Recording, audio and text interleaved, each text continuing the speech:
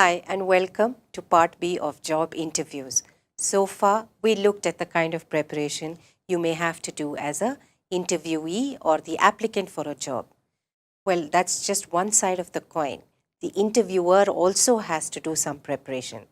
So we'll take a look at what is the kind of preparation to be done on part of the interviewer when it comes to conducting these interviews. At the end of this video, you will be able to list the steps for conducting a successful interview. So, as an interviewee, you've seen the preparation. Now, as the interviewer, what is the kind of preparation that has to be done so that the interview becomes a successful one? First one is action. Now, the interviewer has to decide whether it's going to be one level of interviews or two levels, basically to say, okay, one level means one interview and then you take a decision as to whether you're going to employ the person or no. Or are you going to send them through multiple interview levels? In today's scenario, companies usually have 3-4 levels of interview till the final level, which is usually the HR round, to discuss commercials for the job. So this is a decision that has to be taken on part of the interviewer so that it can be structured and there is no time wastage in terms of repeating the same questions to the interviewee. Preparation. The purpose of the interview. See, there are different types of interview. Is it for exit? Is it for appraisal? Is it for a grievance redressal? So you have to decide on what is the purpose and accordingly plan. You have to plan the style of the interview and also the physical setting, which would include the ambience. Now, if you're going to do a grievance settlement interview or you want to listen to them, the entire ambience has to be very pleasing. You cannot have it on the workshop floor where there is a lot of noise, and anyway you will have to scream. So all these little fine points have to be taken into consideration when you're preparing for the interview. Meeting face to face. You have to make that applicant feel at ease. See, you have to understand that the applicant is a little nervous. It could be his career at stake, it could be he's looking for growth or whatever the reason, but he feels a little apprehensive, he's a little nervous. So, as the interviewer, make him at ease, establish that good rapport, be warm in your welcome, smile, and make him feel comfortable in your cabin or presence or boardroom or wherever you're going to have the interview. Now, evaluation is critical. So, you have to have certain predetermined criteria based on which you're going to evaluate the performance of this candidate. You cannot make those criteria as the interview is going on.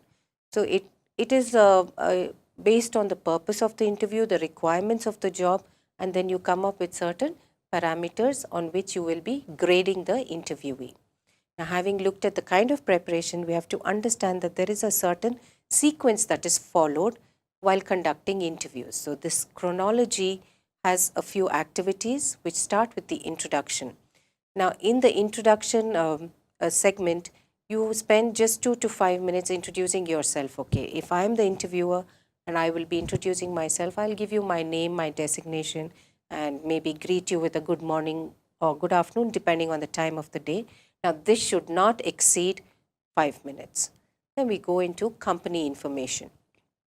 Now, in company information, the time you can take is a maximum of 10 minutes. You inform the candidate about the company, maybe a little bit about its history, the culture, and any new information which is there in the public which you think the candidate should know. So you can introduce the company and then you go into the assessment. This is the critical part of the interview.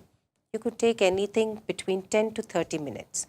Now, here is where you assess the candidate in terms of their knowledge, in terms of their suitability to the job, their qualifications, their skills.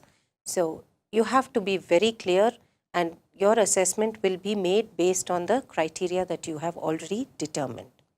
And finally, you conclude the meeting maybe by asking the candidate whether they have any questions and putting them at ease and saying that you will get back to them, or whatever is the protocol that is followed in an organization.